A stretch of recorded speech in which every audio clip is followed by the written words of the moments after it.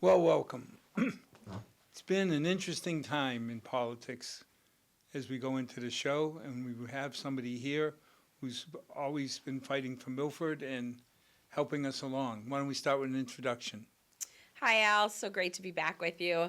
I am State Senator Rausch, and I am serving my fourth term. I can hardly believe it. Wow. Fourth term in the Massachusetts Senate. I am currently the chair of actually two joint committees. The Senate President, so appreciate this nod of confidence, really showing of confidence from the Senate President. I chair two joint committees. The Joint Committee on the Environment and Natural Resources, and also the Joint Committee on Municipalities and Regional Governments. So a significant amount of work going through those committees. I also serve as the Vice Chair of the Senate Committee on the Census. And even though most people aren't thinking about the census yet because it comes in every decade, but we're halfway through, right, since the last census, and so a lot of that legwork and prep work that needs to happen in advance of the 2030 decennial census is happening now. So we're going to be doing some work in the Census Committee as well, and then in addition to that, I sit on 5 other committees. So I have 8 committees this session, and leadership on 3 of those committees. So it's going to be a very busy term, and that's, of course, it's just in the committees I chair, it's more than 500 bills, let alone all the other committees. Along with being an active mother. Yep, I am, again, still, I suppose, the only mom in the Senate with young kids. There are some dads with young kids, but I'm the only mom with young kids in the Senate. Out of 40 members, and I also serve on the board of the Women's Caucus and a few other leadership positions. And of course, most importantly, in addition to all of that policy work and the 50-plus bills that are in my own personal legislative portfolio, serving the amazing community of Milford and the 10 other towns in this district, going sort of north and east from here, all the way up to Needham. So it's never dull, as I like to say. We've got a significant body of work, as we do every term, but I think particularly so this session as we see what's unfolding in Washington. Before we get into the heavy Washington politics, the census, something we think of once every 10 years. Yeah. How does the census affect the average Milfordian? Oh, Al, I'm thrilled you asked this question, actually.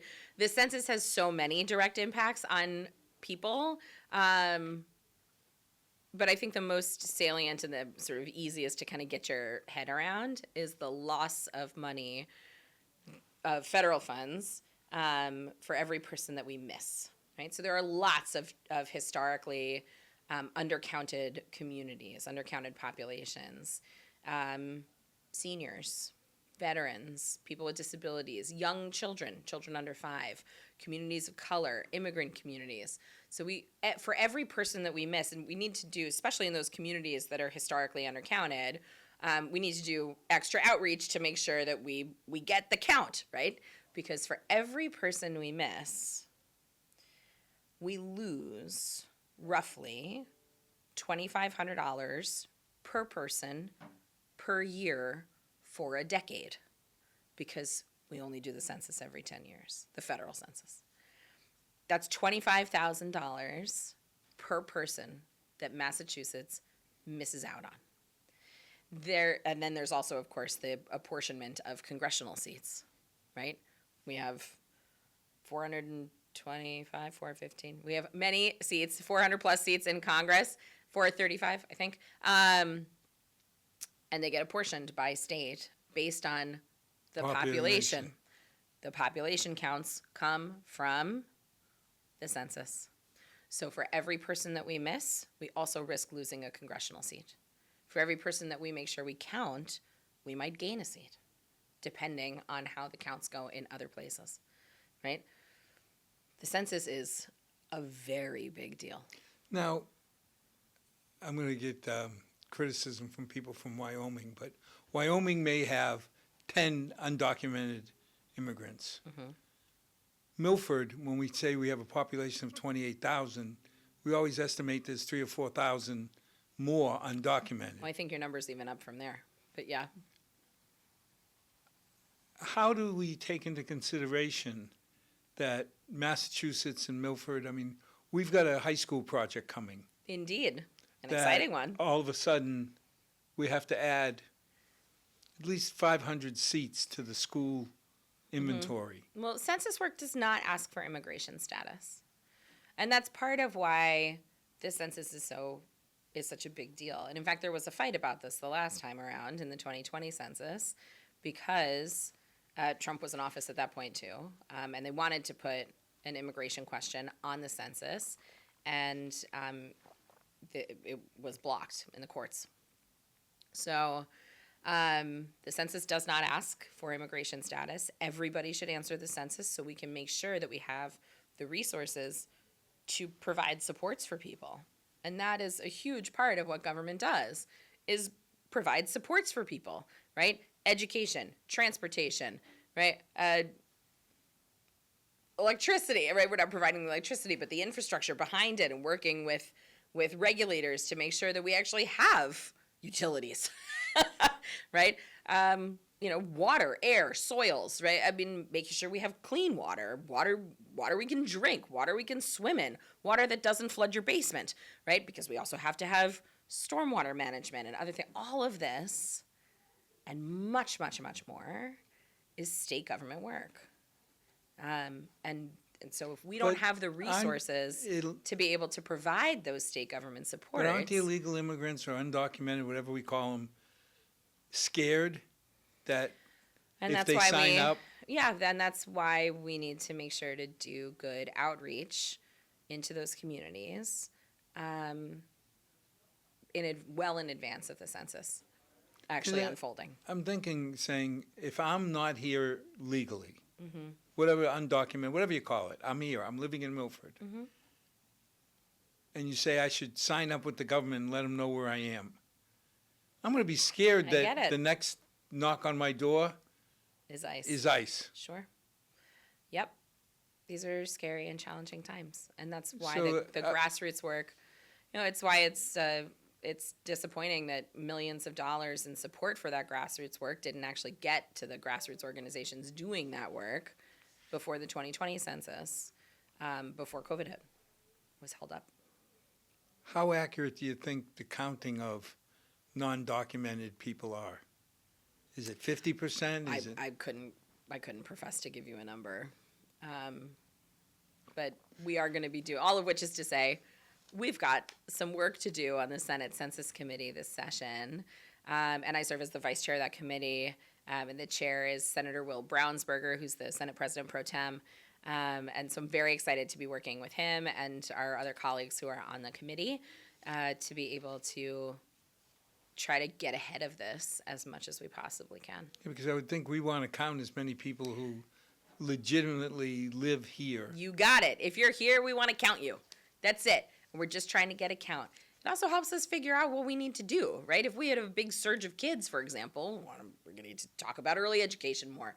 We need to talk about K-12 education more, right? Maybe we need to talk about playgrounds and parks more, right? But when we have a better idea of who's here, we can figure out how to better tailor supports and structures and infrastructure to the needs of the people who are here, which is why we want to count everybody. We got saved a couple years ago, 3 years ago, when our Chapter 70 money went up $7 million. I remember taking that vote.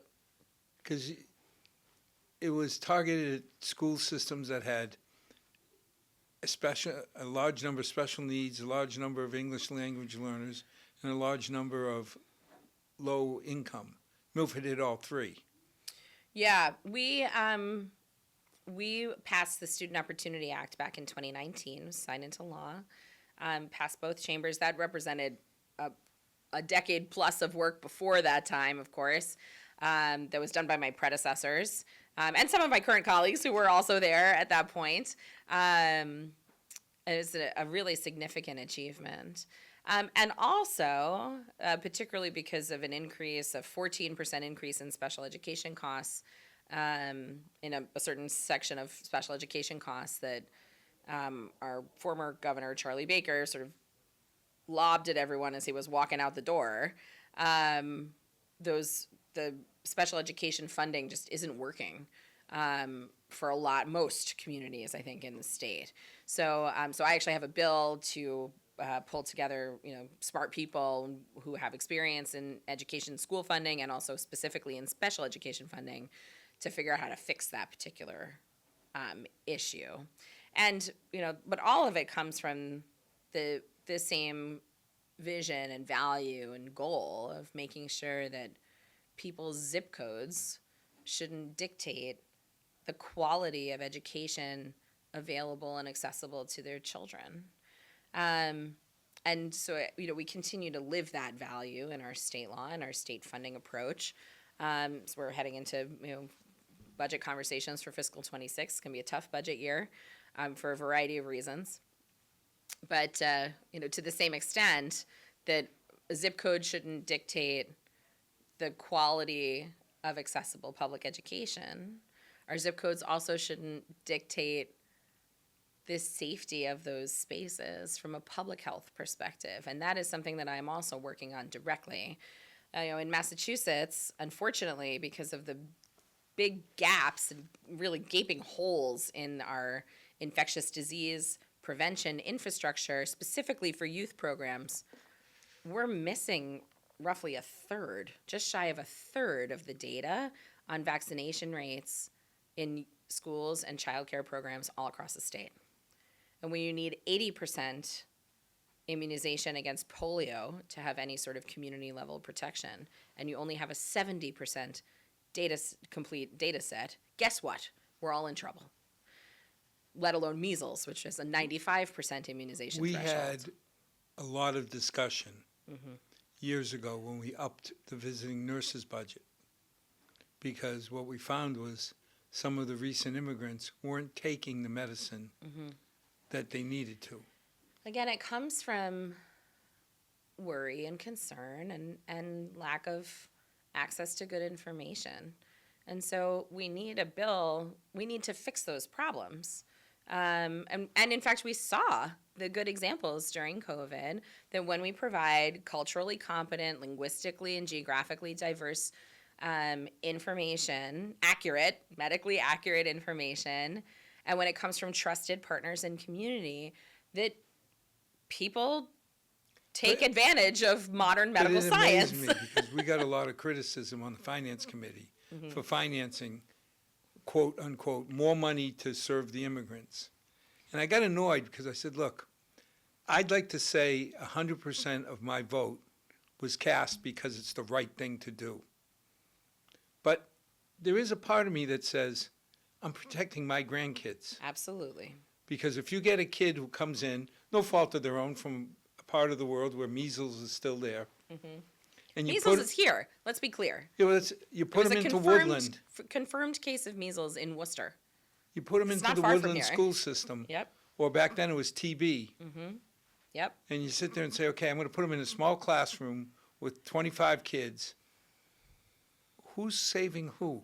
According to the data that the Department of Public Health actually has, in the 2023-24 school year, 37 early education programs, 37 lacked herd immunity against polio.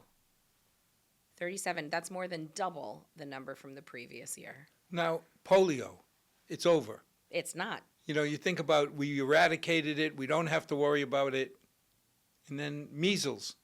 Haven't had a measles case in how many decades? Well, wait a minute. How about recently? Just a few months ago. And there was just even more recently than that, there was a confirmed case of measles that ended up in Washington, D.C.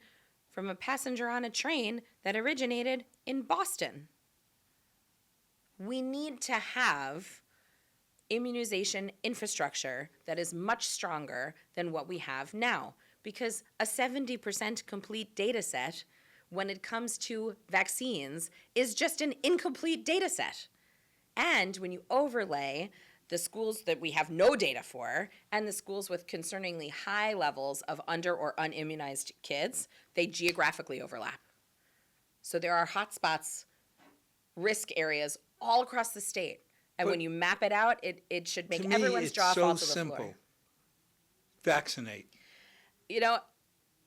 For me, I am focused on making sure that we have good, consistent, structural systems in place to get information, to deliver information to parents and caregivers and also school systems, to make sure we have consistency across the entirety of the state, because right now we do not have that, and to make sure we are getting not just information about rates, but information particularly when there's an elevated risk.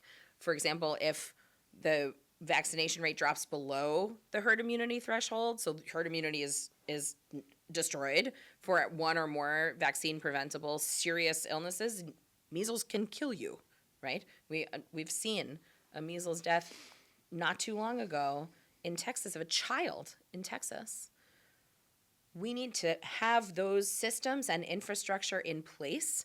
We need to statutorily, that's on me and my colleagues, empower the State Department of Public Health to do good public health work in this space. And they are doing a very good job with what they currently have.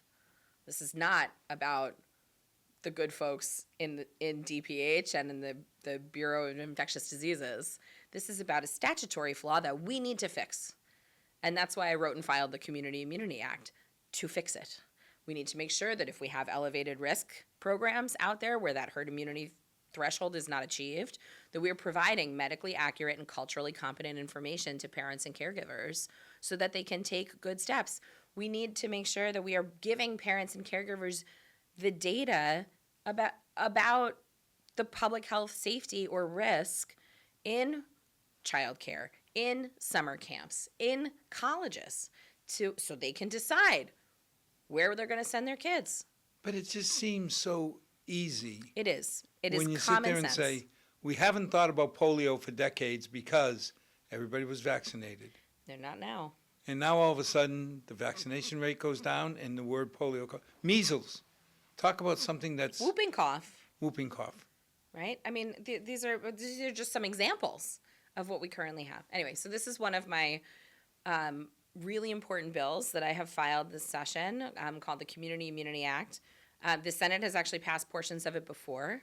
Right? It is focused on the infrastructure. It's not focused on blame Is or this state shame. It's controllable? focused on infrastructure. Is it state controllable, or does the new Health and Human Services Commissioner have say on vaccines? Well, vaccines are federally approved, as with all drugs and pharmaceuticals. I mean, we haven't heard anything from ACIP in a long time.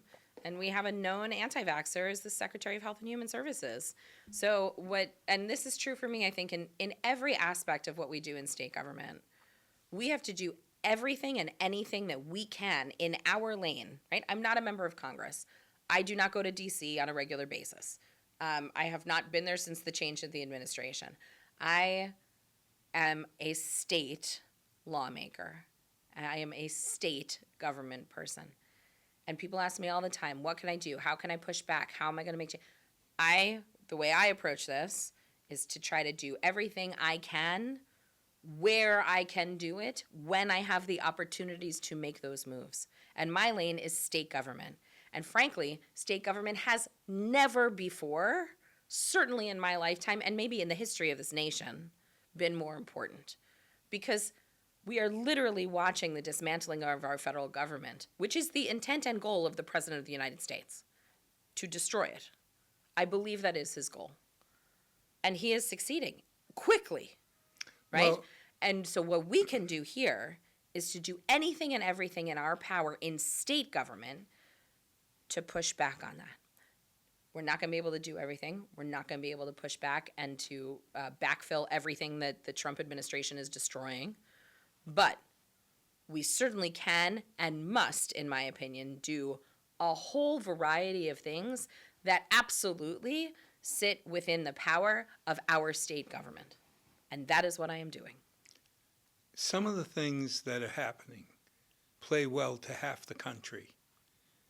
You know, when somebody says, do you want to get rid of corruption? Do you want to get rid of waste? But he's not getting rid of corruption or waste. Do you think it's less expensive to have this Elon Musk running this whole mess? You think it's less expensive or efficient to make every single federal government employee send an email once a week listing the 5 things that they accomplished? You think anybody's actually reading those emails? Nobody's reading those emails. That is waste. That is waste. And frankly, there's probably some fraud in there too, given the numbers we're seeing that are going to contracts in Elon Musk's companies, right? I don't know. I'm not in the federal government. But it's certainly, from an efficiency perspective, we are not seeing any sort of efficiency. We are just seeing waste, and worse waste, I think, than we've seen before. But they're promoting the fact that they're cutting the employee roll by tens of thousands. That's just going to make everything slower and work less well. Good luck getting your tax refunds this year. I don't know how to be any plainer about it. Nothing that I'm seeing coming out of D.C. is a good thing, except for Cory Booker's filibuster the other day. That was phenomenal. What was that about? To talk for a day?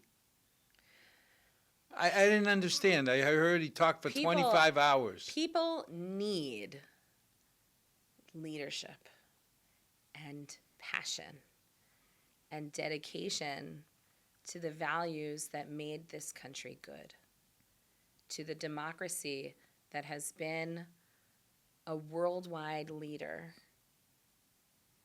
for hundreds of years. And in the face of the President of the United States literally ignoring court orders and pretty clearly, repeatedly saying he does not care about the Constitution or separation of powers, I think what Senator Booker did, I think what he did was just phenomenal. But why take a day? I mean, I didn't understand. He seems like he's an educated person. I believe it. Yeah, of He course. seems like he's literate and concise. What message takes 25 hours to give? Or was it just by doing 25 hours he got attention? Maybe that sounds like a question for him, but I think it's very, I am seeing from constituents all across the district the kind of, I know we were just talking about vaccines, and so now this is a funny pun to use, but the kind of shot in the arm that watching that speech unfold gave to people. And people need that right now. I think that's very strong. And it is, and I see your point of what is it actually going to change. And I do think that there is power in empowerment. And so to the extent that the senator's actions have reinvigorated grassroots empowerment across the country, that is something. That I can see that. But I agree with you, Al, that we are not going to see any sort of shift in the approach of a fully whipped National Republican Party that is led by the current occupant of the White House. We are not going to see a change there, and they control both chambers of Congress and the presidency. And so they are going to do whatever they want, at least for the next 2 years. Right. And then we're going to see. But we can't wait 2 years to start pushing back on that, and we are not. We are not. And so when I was reelected in November, the same night that we got the night of the presidential results, and we knew Donald Trump was going to be heading back to the White House, I sat down and started doing some real thinking about my personal legislative portfolio and what I was going to do as a member of the Massachusetts State Senate. What am I going to do to meet this moment? And among the things that I did, and there are several, I'm happy to talk about them, was to focus I have always been doing work in the space of election reform and upgrades, and lowercase d democracy, right? How do we strengthen and uplift our systems of democracy in this country? And how does that roll out specifically in Massachusetts, where democracy, by several accounts, was born, right? Right here. We're celebrating the 250th anniversary of that this year. That is a big deal. And we owe it to ourselves, in our communities, to our Commonwealth, to our nation, and to the world to do everything that we can to strengthen our democracy and our electoral systems. And those are within the power of state governments. So when I went and said, okay, how am I going to meet this moment? One of the biggest things that I did was to focus my portfolio, my legislative portfolio, those 50 bills that I've filed, in the space of elections and lowercase d democracy. And nearly half, not quite half, but nearly half of the bills that I have filed this session are in that space. Talk to me about the presidential election, because you hear that Trump said he may run a third time. Yeah, don't write that off. But see, most Take people. him, but I don't know why people keep assuming good intentions from this guy. Well, no, it's just the Constitution says you get 2 bites at the apple. But he doesn't care about the Constitution, and he has clearly shown it time and time and time again. He does not care. But how When does he go says against it? He'll just go. Who's going to stop him?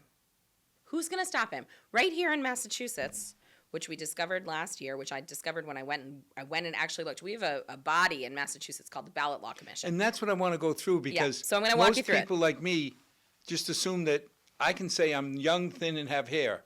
But reality is I'm a fat old bald man. And You know, at the end of the day, I can say what I want, but reality's reality. And Trump truth can say should he's going to matter. run 5 times, but the Constitution says 2 bites at the apple. But he does not care about the Constitution. So let's talk about how people get elected, right? Because, again, Trump has shown time and again who he is and what he wants.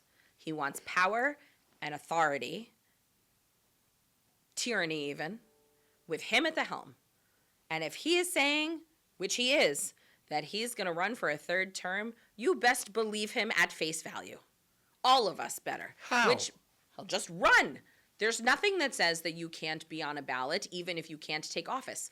There's a difference. There's being on a ballot, and then there's being sworn into the office. So let's talk about, because he clearly doesn't care about the Constitution, if he were to, and who controls the Electoral College? Who controls the courts? Who's going to stop him? State governments are going to stop him. And here's one of the ways. So here in Massachusetts, we have something called the Ballot Law Commission.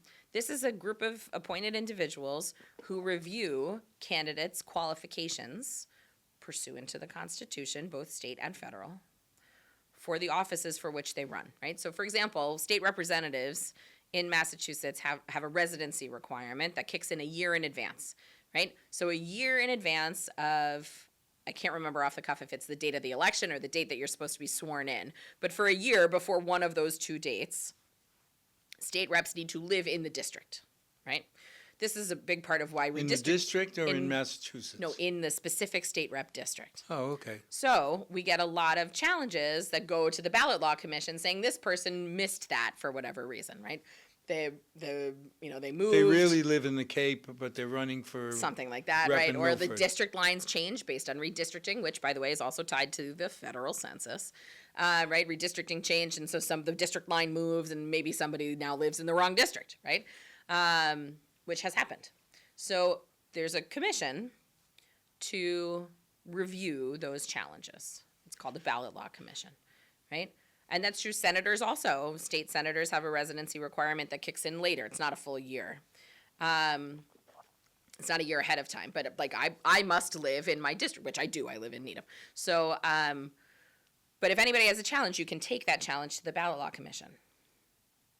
Not so for presidential primary candidates whose name is placed on the ballot in a way that does not involve signatures. So you can put people on a presidential primary ballot on a list from the chair of either party But, or the secretary of the Commonwealth. but wait a minute, I'm 20 years old. I want to run for president. And if the chair of one of those parties or the secretary of the Commonwealth says they want to run and they want to put your name on the ballot, they can do it.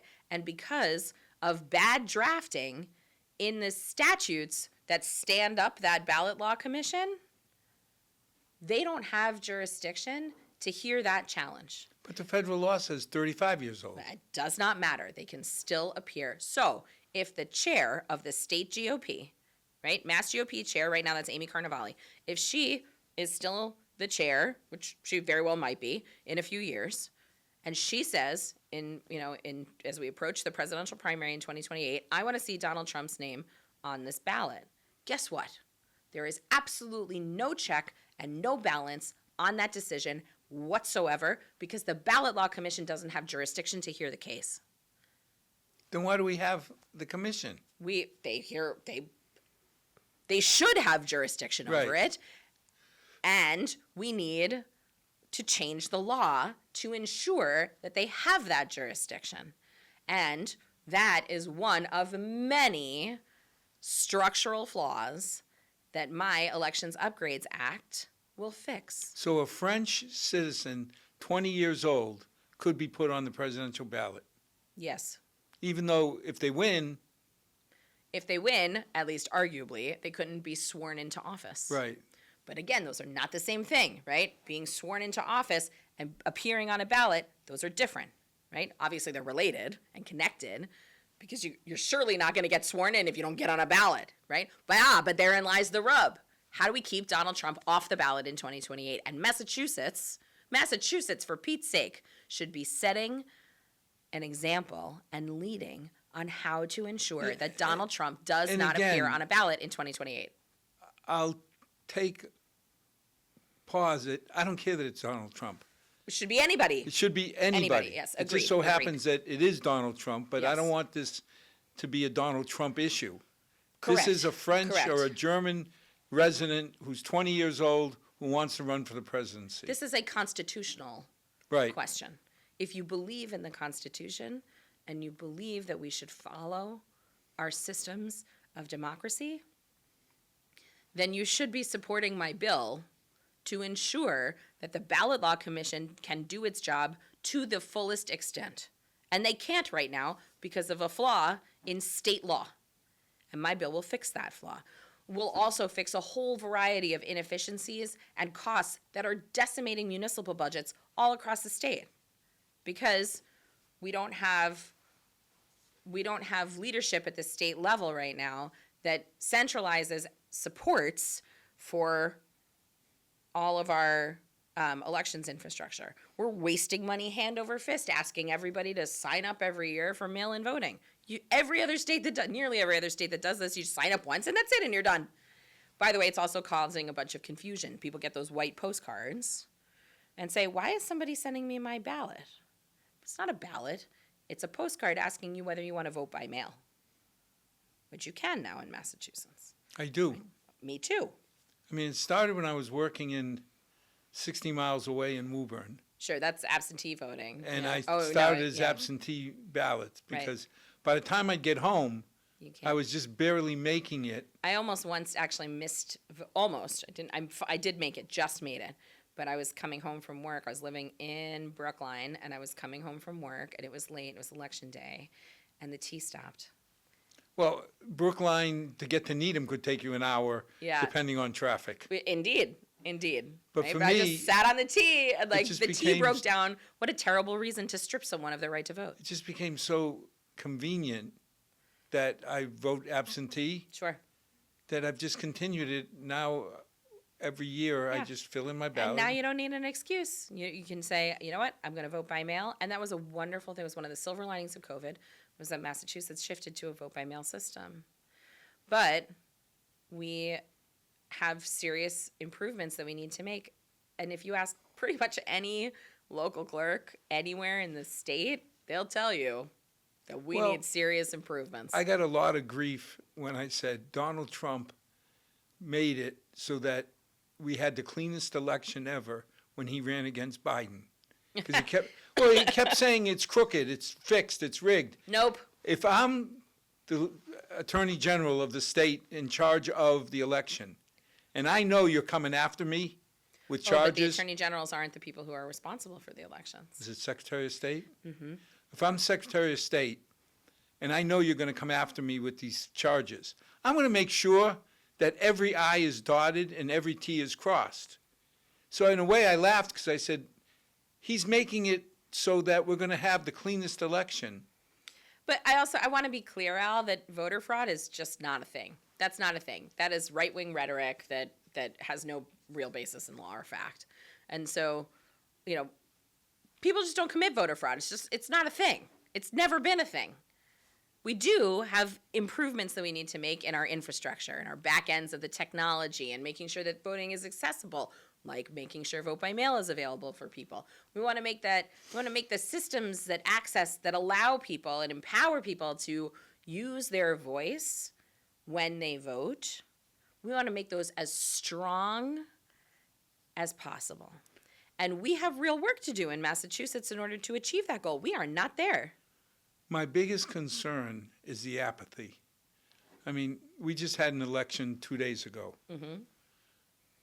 We had under 10% of the registered voters vote. That's another part of my Elections Upgrades Act, is that we would change the primary. It is no longer feasible for us to maintain a September primary. It isn't. With mail voting and needing to send ballots overseas, the September date is way too close to the November date, and there isn't enough time between. There just isn't.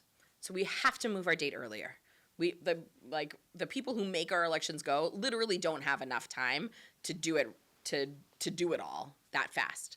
It's part of why we haven't had it's part of why we've had to move our primary date every single cycle, every even numbered year for the better part of 2 decades now. Right? It does not work. The September date does not work. We have to change it. And that is also part of my bill, to move the primary into June, right?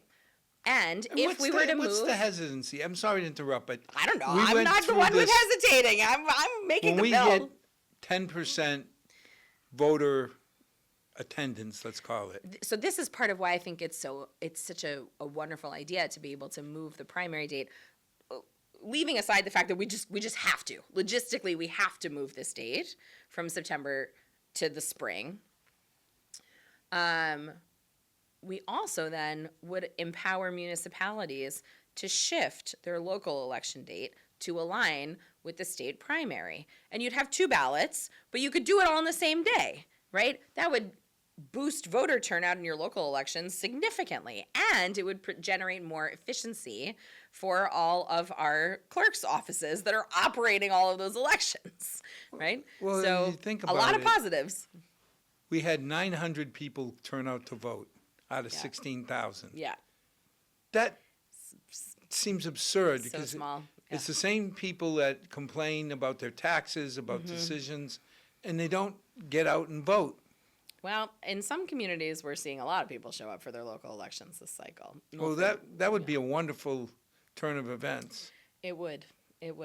But, but that's also, again, these are all things that are state government, that are within the lane of state government. But then what would get in the way of your bill to say, we don't want it in November, we want it in September?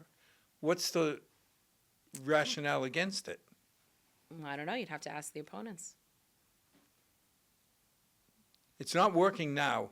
It is not working now. I agree with you. No matter what we say, it's not working. Well, it's working. People do show up and vote. It's not working as well as it should. Bingo. That's the question. The apathy that you were talking about just a few minutes ago. Are we going to settle for complacency and apathy in this moment of all moments? To me, that is unacceptable. We cannot sit back on our laurels and say, meh, I suppose it's fine. It's not great, but okay, it is what it is. We can't do that. We just cannot do that anymore. We've been lucky in Milford. Our department heads are the backbone of this community. As is true in every community I represent. But I see school going against select board, we don't have that in Milford. We do that in the budget. It's tough with limited resources. Everybody's trying to fight for the things that they were appointed to fight for, or elected, to fight for. Sure. You turn around and say, we budgeted $1.75 million in capital. Right now, I'm at $3.5 million. So there's going to be some heavy discussions at the subcommittee level. That's right. So that when we get to the town meeting, it all goes smooth. Yeah. And people mistake the fact that it all went smooth with, well, we just approve everything. Yeah, that's not true. There's some very serious conversations going on. It's going to be interesting with the new school coming on. Mm-hmm. Because for the first time, I mean, when we built Brookside, we put together a little war chest. We never used it. Yeah. We were able to cover it inside of our normal budget. Mm-hmm. Woodland at $60 million Yeah. as a project, we covered under our normal budget. Yeah. But the high school It's huge. at 300 plus 350 million. Yeah. And I don't think people understand the concept of $300 plus million expense. I mean, understandably, it's a phenomenal amount of money that most people in your household budgets never see, right? So, but it's a huge amount of money. And as I mentioned earlier, this is going to be a tough fiscal year for the state, especially as we're looking at Trump ripping literal billions of dollars out of the Massachusetts economy. Yeah, talk to me about that, because biotech, life science research, I don't know if I'm accurate in saying, has been the lifeblood of Massachusetts. It's certainly a big part of our But it's a big modern chunk. economy. Yep. Mm-hmm. And all I keep hearing is, okay, we're going to cut the overhead rate by half to Harvard. Well, the overhead doesn't go away. The building still needs heated. This building still needs lit. Yeah, the thing that I'm really focusing on at the moment is the $5 billion with a B dollars in NIH research grants. You've heard about hundreds of millions here and 100 million there and 50 million in this place, right? But collectively, NIH grants for medical and scientific research into Massachusetts, not the government, but throughout Massachusetts, has been, in the last year was, I believe, just a little above $5 billion with a B dollars. $5 billion that with one stroke of the pen is now gone from the Massachusetts economy, right? That's economies need engagement in order to flow and work, right? $5 billion not coming here. Labs are shutting down. Jobs are already lost, right? This is serious. And state government is not, I think the governor's been very clear, and the leadership in both chambers of our state legislature have also been very clear. If Trump cuts Medicaid, Medicare, we are not going to be able to backfill those dollars. We don't have it. And we cannot function the way this federal government functions at a deficit. We must balance our budget every single year. But when you look at that one little zip code, 20814, Bethesda, Maryland, NIH, that controls, I believe, 85-90% of the basic research grants. So when you start cutting back on those grants, a lot of the fundamental research is going to stop. That's right. And we haven't even talked about the long-term implications of stopping medical and scientific research all across the country, right? There are some very serious implications for that. But we haven't even touched that yet, right? We've only talked about the economic impacts of losing billions of dollars that used to flow in and out of Massachusetts. $5 billion is a scary movie, because Governor Healy doesn't have a chance of making that up. Yeah. I mean, unless the dismantling of the Department of Education, the EPA, you pick it, right? I'm the chair of the Environmental Committee, I said at the top. They're doing wonders expanding the EPA, right? They're aiming to destroy it. They've already, walked back droves of Biden administration efforts to take meaningful climate action, to reduce waste, to reduce single-use plastics. Another one of my signature bills is the Plastics Reduction Act, which the Senate passed last session, 38-2, sweeping bipartisan vote. What is a Plastics Reduction Act? This is a bill that kind of aims at the lowest hanging fruit, for lack of a better phrase, about single-use plastics. So plastics are made from fossil fuels. That is how plastics start. When you want to make a piece of plastic, you start with fossil fuels. That's it. And every time you work with plastic or try to make more, we're releasing more harmful things into the environment. And plastic, by the way, doesn't go away, right? I don't have a utensil on me, but a single plastic fork, one fork takes 200 years and Becca, to break I'm down. Guilty, because when I think of polyethylene and polypropylene, I'm looking at my coffee that That's got a lid on it, right? As soon as I'm done, that's going into the trash. That coffee cup lid is going to outlive both of us and our children, right? And your grandkids. I don't have those yet, right? But that coffee cup will outlive me and my husband and our children, So for I've seen sure. over the years some steps where we used to have, well, I'm dating myself when I say bubblers Yeah, in high school. Now they have fountains where you refill your sure. container. That to me has got to be a good thing because That is a good thing. every time I want a bottle of water, You can just go get it. I can go get it. Just I go don't have refill to it. You don't need waste it. another.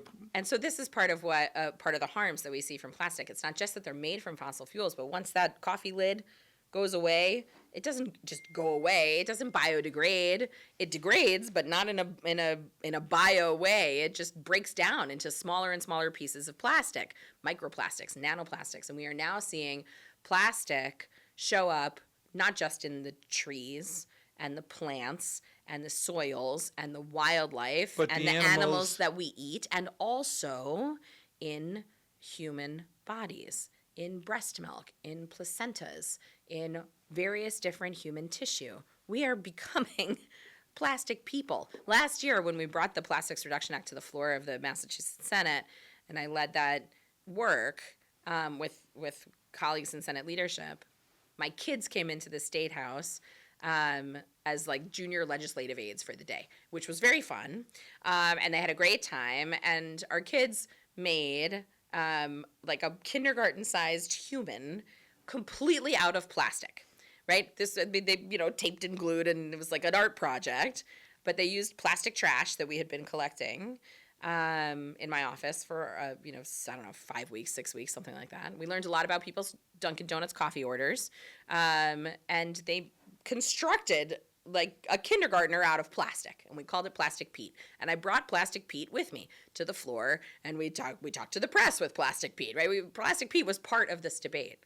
And as I look back on that, Plastic Pete, by the way, eventually fell apart, and we because some of the parts, not the black plastic, which can't be recycled at all, but the other components, we did try at least to recycle them.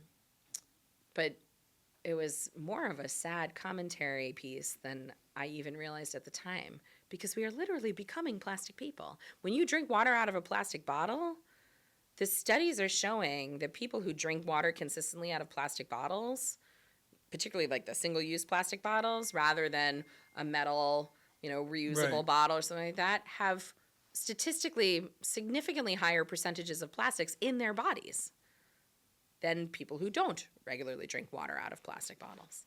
This is serious. So we've got a lot of work to do. So the Plastics Reduction Act gets rid of single-use plastic bags. It will address single-use plastic, what we call food serviceware, forks, knives, spoons, straws, etc. Plastic straws we actually do still need, particularly for people with disabilities. Sometimes you need a plastic straw, but we'd make those available only by request rather than just sort of tossing them out.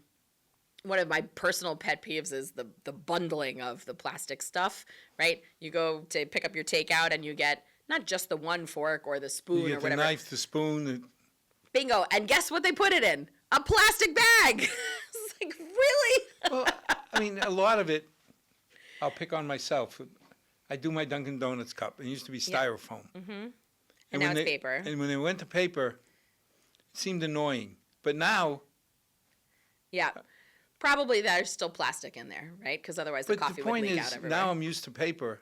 Right. So we can get used to things. So you can get accustomed to things. Right. You can get used Was to the styrofoam a little easier and nicer? Yeah.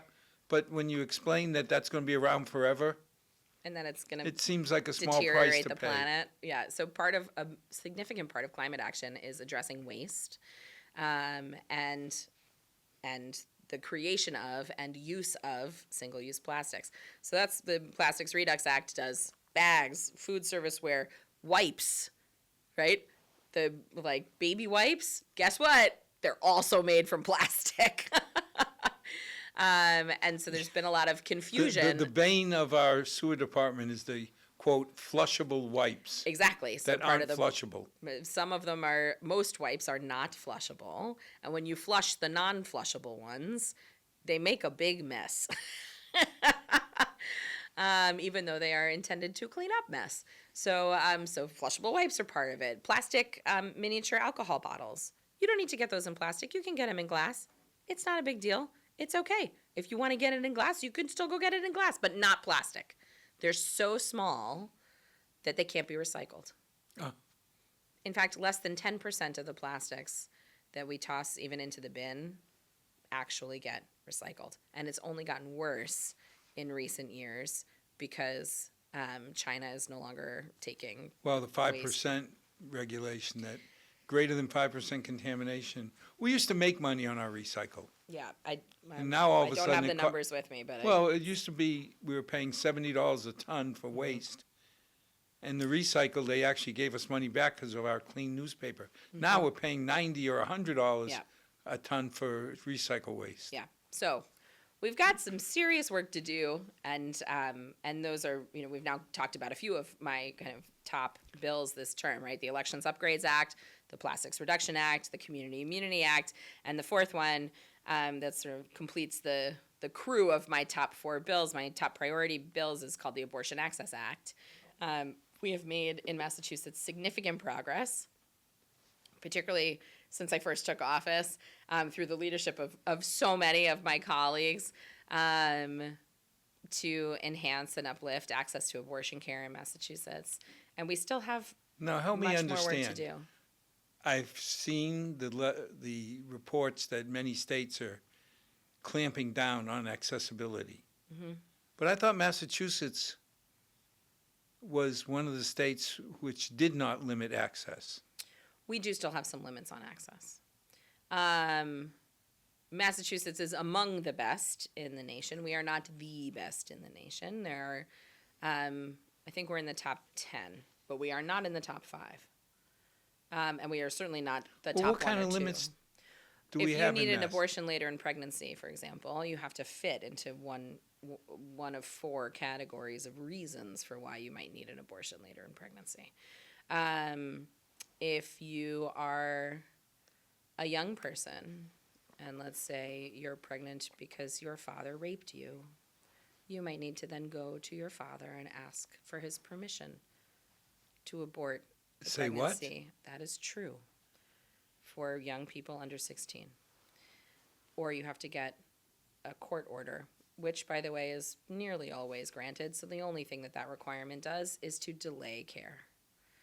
We, And put more pressure on the victim. right. We still have work to do in Massachusetts. And that's what the Abortion Access Act aims to do, to get us into the top 5, maybe even into the top 1 or 2. I was going But to we're say, not there. We're not there right now. it's surprising. And we need to be able to do all of these things and address the fact that people's wallets are being stretched so thin, in large part due to the horrible financial decisions of the Trump administration, right? We start talking about the price of eggs, but maybe we don't want to go there, right? But the costs are going up, right? Massachusetts, we just passed last session a suite of bills, and some of my own legislation was included in there to curb the rising costs of health care, right? We have more work to do on that too. That's another one of my bills that I've filed this session.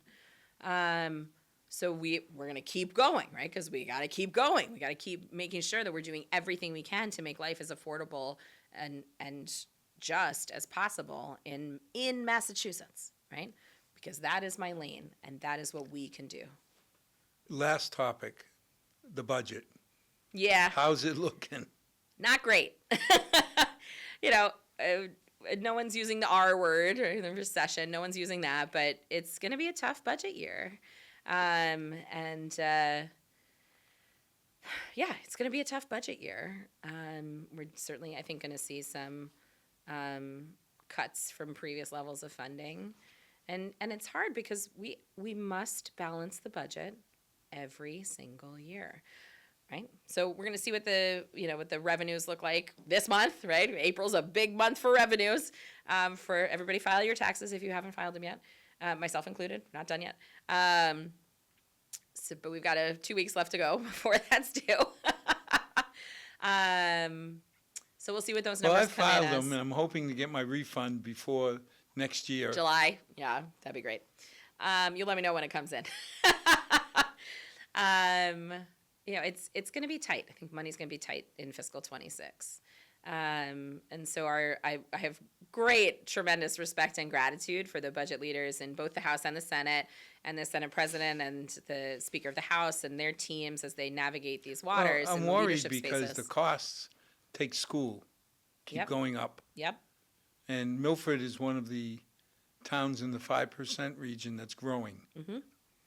I keep hearing 95% of the towns and cities in Massachusetts, the school population's steady or declining. Correct. We're still I don't know growing. the numbers, but I have a lot of communities where the numbers We're are still either one of the steady or 15 declining. that are growing. Yeah. And I sit Good there- job, Milford.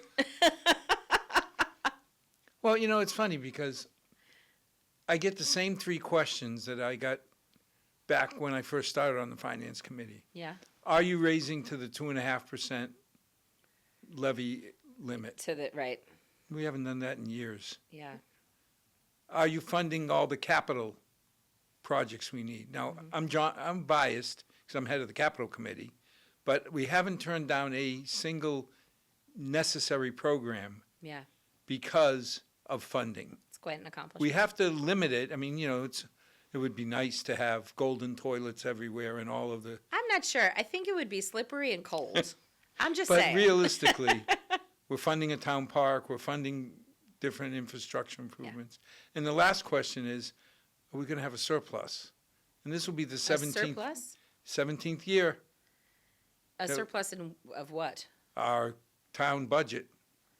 We end up Well, with- I would have to check in with my local government partners about the local budgets or, numbers before. I couldn't speak We've to been that. lucky that we've been averaging about a $3 million surplus a year. Yeah. Well, you're coming up on town meeting, so we're going to find out soon, I think. Well, we'll find out in July. Yeah. But the answer is always the same. And I think people have come used to it. Yeah. But now all of a sudden, with costs going up and the state bailed us out when you all gave us $7 extra million in school because of Student Opportunity Act. Yep. But those days, I don't think are going to be. We are still funding the Student Opportunity Act, and I know it's a high priority for myself and for many colleagues to ensure that we fully fund the Student Opportunity Act. But as I mentioned earlier, it's not going to grow. It's not. It will. We're in, I think, it's either year 6 or 7 of its implementation of the funding rollout. Plus, now we have the fair share dollars that helps to do that. In fact, as we're recording this, they just had a hearing on fair share yesterday, on those dollars. So we've got. We will fund. I believe we will fully fund the Student Opportunity That's good Act news. on schedule. That is good news. I believe we will still fully fund universal school meals. It's been a phenomenal program. And then we're going to have to probably have some tough conversations about what we can and cannot do. And some of that is going to be beyond our control. Well, because as always- because of what's happening in Washington. We don't normally say it, but I'll say it. Thank you for all you do. Oh, thank you. It's always easier to pick on what you're not doing. But We are doing everything we can. the state has been good to Milford. You and Brian Murray have come through year after year. It is such a pleasure and a privilege to work with Brian Murray. We have a great partnership. He is my go-to first call every time when something in Milford comes up or we have any questions, and we make a really good team, and it's an honor to serve with him. Well, we look forward to having you back later on in the year and see how we're doing. I look forward to coming back. Thank you as always for having me. But to be cold, we look more forward to your results that you keep providing. Indeed. And as always, to our 6 loyal viewers, thanks for joining. Please consider getting out to vote. I mean, the fact that we had 900 out of 16,000 people turn out, it's a shame. We need more participation. But as always, may God bless. May tomorrow be a better day than today. Thanks for joining.